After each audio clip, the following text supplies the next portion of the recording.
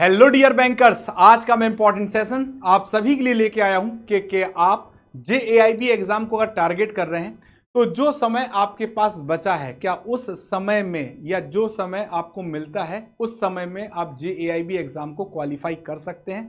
तो इसी के ऊपर आज हम लोग विस्तृत चर्चा करेंगे कि कितना समय अगर हमें मिले तो हम पर्याप्त मात्रा में अपनी अच्छी प्रिपरेशन कर सकते हैं, जिससे हम अपने एग्जाम को फर्स्ट या सिंगल अटेम्प्ट में क्वालिफाई कर सकें। ठीक है, सो आज इसी के ऊपर हमारा सेशन है दोस्तों। Can you clear JAIIB in just 6 month और 5 मंथ। ठीक है दोस्तों, तो अगर हम बात करते हैं कि हमें जेएआईबी एग्जाम में अगर पार्टिसिपेट करना है तो सबसे पहले तो हमें यह पता होना चाहिए कि सिलेबस जो हमारे जेआईबी का है वो थोड़ा सा वास्ट है, बट हम उसको मैनेज कर सकते हैं, मैनेजेबल है। ठीक है दोस्तों, तो देयर आर 4 पेपर्स। आपको टोटल कितने पेपर्स का सामना करना पड़ेगा? 4 पेपर का। जो पहला पेपर होता है वो है इंडियन इकोनॉमी और इंडियन फाइनेंशियल सिस्टम। हमारा जो दूसरा पेपर है वो है पीपीबी यानी principles and practices of banking. हमारा थर्ड पेपर है accounting and financial management for banks और चौथा पेपर हमारा है retail banking and wealth management. तो ये 4 पेपर हमारे पास होते हैं जिनको हमें क्वालिफाई करना होता है दोस्तों। और चारों पेपर में अगर हम सिलेबस देखें जिनका सबसे ज्यादा है तो इंडियन फाइनेंशियल सिस्टम और इंडियन इकोनॉमी IEIFS, पीपीबी, और अगर हम accounting and financial management for bank की बात करें तो ये सिलेबस बड़ा नहीं है, बट यहाँ पे न्यूमेरिकल और जो नॉन अकाउंट बैकग्राउंड के उनके लिए थोड़ा सा चैलेंजिंग हो जाता है। ठीक है, तो इन 4 पेपर्स को हमें क्वालिफाई करना होता है। ये हमारे 4 कंपलसरी पेपर होते हैं। ठीक है, अब थोड़ा सा एग्जाम पैटर्न भी हम समझ लें, जिससे कि हम जब टारगेट करें अपने एग्जाम को तो कितने तरीके से, कितने अच्छे तरीके से हम अपने एग्जाम को टारगेट कर सकते हैं, जिससे कि हम अपने क्वालिफाइंग क्राइटेरिया वाले मार्क्स लेके आ जाएं। तो सबसे पहले जो हमारा पहला पेपर होता है Indian economy Indian financial system, यहाँ पे आपको नंबर ऑफ क्वेश्चंस 100 देखने को मिलते हैं जो कि 100 मार्क्स के होते हैं, और ड्यूरेशन फॉर ईच पेपर आपको 2 आवर मिलता है, और 50 मार्क्स अगर आप ले आते हैं 100 में से तो आपका एग्जाम क्वालिफाई हो जाता है। वहीं पे जब हम पीपीबी की बात करें तो यहाँ पे भी 100 क्वेश्चन 100 मार्क्स 2 आवर 50 पर आपका एग्जाम क्वालिफाई हो जाएगा। Third paper accounting and financial management for banker 100 questions 100 marks 2 hour 50 marks पे एग्जाम क्वालिफाई होगा। और रिटेल बैंकिंग वेल्थ मैनेजमेंट में भी 100 क्वेश्चन 100 मार्क्स 2 आवर आपको मिलेंगे और आपको 50 नंबर पे आपका एग्जाम क्वालिफाई हो जाएगा।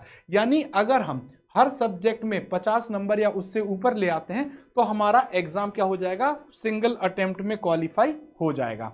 अब ये जो मार्क्स हमें लाने हैं, जब हम तैयारी करते हैं, जब हम प्रिपरेशन करते हैं तो टारगेट करते हैं 60+ marks in IEIFS, 60+ marks in PPB, 60+ marks in AFM, 60+ marks in RBWM। ठीक, तो ये हम इस स्कोर को लेके टारगेट करते हैं जिससे कि हमारा एग्जाम आसानी से क्वालिफाई हो।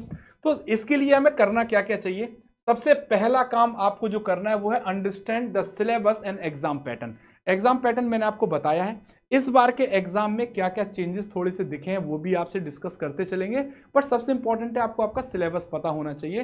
तो being by thoroughly review the JAIIB syllabus and exam pattern, this step provide a clear roadmap of what topics and questions types to expect। Exam में कैसे क्वेश्चन आते हैं, है ना, कौन से टॉपिक हमारे इंपॉर्टेंट होते हैं, तो इसकी जानकारी हमें तभी मिलती है जब हम अपने सिलेबस को, जेएआईबी सिलेबस को रिव्यू करते हैं, एक बार गो थ्रू करते हैं पूरे सिलेबस को। तो सबसे इंपॉर्टेंट होता है कि जब आपके पास पर्याप्त 6 मंथ अवेलेबल हैं, 5 to 6 मंथ अवेलेबल हैं, तो आपको क्या करना चाहिए दोस्तों? अपने कंसेप्ट को स्ट्रॉन्ग करना चाहिए। कंसेप्ट, क्योंकि अब आपका जो पेपर का स्टैंडर्ड है वो कंसेप्ट के आधार पे ही आपसे पूछा जा रहा है, तो आपके कंसेप्ट स्ट्रॉन्ग हो। और कौन कौन से कंसेप्ट ऐसे हैं जो आपकी किताब में आपके स्टडी के पार्ट पे अवेलेबल हैं, उनको अगर आपको तैयार करना है तो इसके लिए आपको अपना सिलेबस देखना पड़ेगा। ठीक है दोस्तों, तो पहला काम क्या है? Understand the syllabus and exam pattern. Second point हमारा क्या आता है?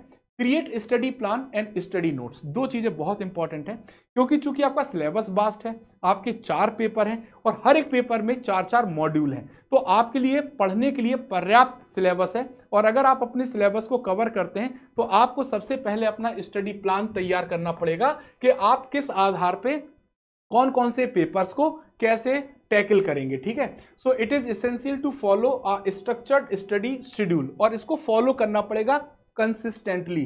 सो कंसिस्टेंसी इन योर स्टडी, आपकी जो रूटीन स्टडी है उसमें अगर कंसिस्टेंसी आप बनाए रहते हैं तो आपको सिग्निफिकेंट इंप्रूव देखने को मिलेगा अपने मटेरियल को समझने के लिए, अपने टॉपिक्स को समझने के लिए, अपने कंसेप्ट को समझने के लिए, जिससे कि आप अपने एग्जाम को आसानी से टैकल कर पाएंगे। मेकिंग कंसाइज स्टडी नोट्स, अब आप जब कंसेप्ट को तैयार कर रहे होंगे तो वहां पे जो भी आपको इंपॉर्टेंट दिखता है उसके आप स्टडी नोट्स शॉर्ट फॉर्म में बनाते जाइए, और ये जो शॉर्ट फॉर्म में स्टडी नोट्स बनाते हैं ये आपको लास्ट मिनट रिवीजन में मदद करते हैं, और ये क्विक रेफरेंस प्रोवाइड करते हैं, है ना, बेटर रिटेंशन प्रोवाइड करते हैं। जैसे आप उन नोट्स को देखते हैं तो आपको आपका कंसेप्ट आपके दिमाग में पूरा रिकॉल होने लगता है, ठीक है दोस्तों। इसके साथ साथ जो तीसरा पॉइंट है, practice previous year paper and मॉक्स, ठीक है। अब प्रीवियस ईयर पेपर को अगर आप प्रैक्टिस करते हैं तो आपको क्या फायदा होगा? सबसे बड़ा फायदा है कि आपके एग्जाम पैटर्न में आने वाला चेंज, क्या चेंजेस आते जा रहे हैं हर एक साइकिल में, उनको थोड़ा सा आप आइडेंटिफाई कर पाएंगे, और उस लेवल पे फिर आप अपनी प्रिपरेशन का जो स्टैंडर्ड है वो सेट कर पाएंगे, ठीक है। So solving JAIB previous year paper is an excellent way to get a feel for actual exam and identify recurring question pattern. जब हम लोग देखते हैं एग्जाम के टाइम पे बहुत सारे टीचर्स आपको रिपीटेड क्वेश्चंस पढ़ाते हैं, तो ये आपको यहाँ से पता चलता है दोस्तों। टेस्ट और मॉक टेस्ट या टेस्ट सीरीज जो आपकी मदद करते हैं, enrol in JAIB exam test series and attempt mock test regularly. तो जब आप रेगुलर टेस्ट पार्टिसिपेट करेंगे तो आपकी प्रिपरेशन किस लेवल पे है ये आप आइडेंटिफाई कर पाएंगे, और these simulate exam conditions and help you improve your time management and accuracy। यहां से आप अपनी टाइम मैनेजमेंट और एक्यूरेसी को क्या कर पाएंगे? इंप्रूव। क्योंकि देखिए जैसा मैंने आपको बताया कि 100 क्वेश्चन आने हैं, 100 नंबर के होंगे, 120 मिनट में आपको कंप्लीट करने हैं और पास होने के लिए 50 प्लस मार्क्स लाने हैं, 50 या 50 प्लस मार्क्स लाने हैं, ठीक है। तो कुल मिलाकर अगर देखा जाए तो एक क्वेश्चन के लिए 1 मिनट ही बच रहा, अगर एवरेज हम देखें तो 1 मिनट के लिए एक क्वेश्चन है। तो आपकी प्रैक्टिस इतनी बेस्ट हो कि आपको क्वेश्चन को पढ़ने में ज्यादा समय ना लगे, ऑनलाइन एग्जाम देना है उस पैटर्न पे आपका हाथ सेट होना चाहिए जिससे कि आप फटाफट चीजों को पढ़ पाएं, है ना। क्योंकि इस बार के एग्जाम में जो मतलब आपके क्वेश्चंस को लेंदी बनाया गया, जिसमें पढ़ने में समय लग रहा था, न्यूमेरिकल के पार्ट को थोड़ा इंक्रीज किया गया, जहां भी न्यूमेरिकल थे वहां न्यूमेरिकल इंट्रोड्यूस किए गए स्टैंडर्ड को हाई करने के लिए, और केस स्टडी बेस्ड, चूंकि पहले भी केस स्टडी आती थी, इस बार भी केस स्टडीज को इंट्रोड्यूस किया गया, और उसका एक ही उद्देश्य था कि केस स्टडी को थोड़ा इनडायरेक्ट वे में बनाया गया, जिससे कि आपके अगर कंसेप्ट स्ट्रांग है तो आप आंसर फटाफट लगा पा रहे थे, और अगर आपके मतलब कंसेप्ट स्ट्रांग नहीं थे तो आपको आंसर टिक करने में समस्या का सामना करना पड़ रहा था, ठीक है। तो पेपर आएगा आपके उसी सिलेबस में से, बशर्ते आपने कितनी अच्छी तरह अपने सिलेबस को कवर किया है, इस पे डिपेंड करता है कि आपकी प्रिपरेशन का लेवल क्या है, ठीक है दोस्तों। नाउ अब देखिए अगर हम बात करें तो सबसे इंपॉर्टेंट होता है कि हम लोग जब सिलेबस बड़ा देखते हैं तो हम अपने ऊपर एक बोझ समझने लगते कि क्या होगा, क्वालिफाई कर पाएंगे या नहीं कर पाएंगे। JAIB सिंगल अटेम्प्ट में क्वालिफाई करना आसान है, बशर्ते आपका कंसिस्टेंट स्टडी होना चाहिए, और 6 महीने पर्याप्त होते हैं, बहुत होता है जब आप अपनी प्रिपरेशन को कर पाते हैं और अपने एग्जाम को क्वालिफाई कर पाते हैं। तो पासिंग मार्क्स फॉर JAIB आपको ऑलरेडी मैं बता चुका हूं, 50% मार्क्स पे आप अपने एग्जाम को क्वालिफाई कर पाएंगे। So take off the burden from your mind, पहले तो अपने दिमाग से वो बर्डन आप हटा दीजिए। You are required to score only 50% marks, है ना, which is not very difficult, जो कि बहुत ज्यादा कठिन नहीं है। और आपके लिए एक सबसे अच्छी बात है कि आपके एग्जाम में अभी भी निगेटिव मार्किंग को इंट्रोड्यूस नहीं किया गया, इसका आप फायदा उठा सकते हैं, ठीक है। तो दोस्तों ये एक बेस्ट स्ट्रेटजी थी, जो स्टेप आपको फॉलो करने हैं, और यदि आप चाहते हैं कि जो आपके पास 5 से 6 महीने या 4 महीने का समय अवेलेबल है उसमें अगर आप अपने एग्जाम को क्वालिफाई कर पाएं, क्योंकि जब आप लास्ट मिनट में प्रिपरेशन करते हैं तो आपका जो विजन होता है वो ब्रॉड नहीं हो पाता है, आप बहुत सारी चीज़ों को मिस कर जाते हैं, या करना पड़ता है कि आप एग्जाम के इंपॉर्टेंट टॉपिक्स को तैयार करें। तो अगर मेरे पास समय है और मैं पर्याप्त प्रिपरेशन का समय दे सकता हूं, थोड़ी सी मेहनत अगर मैं करता हूं, तो सर एग्जाम को सिंगल अटेम्प्ट में क्वालिफाई कर पाता हूं। और हाँ, यदि आप इस एग्जाम को टारगेट करना चाहते हैं हमारे साथ, तो आप जुड़ सकते हैं हमारे JAIB महापैक के साथ। JAIB महापैक में आपके चारों कंपलसरी पेपर कवर हो जाते हैं और यहाँ पे सिर्फ आपको फाउंडेशन बैच नहीं, MCQ बैच, कैप्सूल बैच, सभी बैच यहाँ पे मिलेंगे। 2000 plus live classes, 500 plus mock and quizzes, 200 plus class notes and 24/7 doubt support उपलब्ध होता है। 1 ईयर महापैक 3999, 2 ईयर महापैक 5999 और 6 मंथ महापैक 2799 रुपए में आपको मिल जाता है। यदि आप सिर्फ फाउंडेशन की प्रिपरेशन करना चाहते हैं तो आप हमारे फाउंडेशन बैच के साथ जुड़ सकते हैं मात्र 1999 में।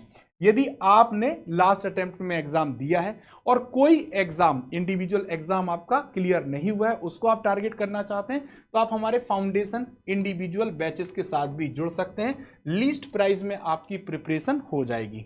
और set of 4 books, bankers as set of 4 books for JIB exam least price में आपके लिए उपलब्ध है। अगर आप अपने कंसेप्ट को बुक के थ्रू स्ट्रॉन्ग करना चाहते हैं तो आप अमेजोन और फ्लिपकार्ट से हमारी बुक्स को बाय कर सकते हैं।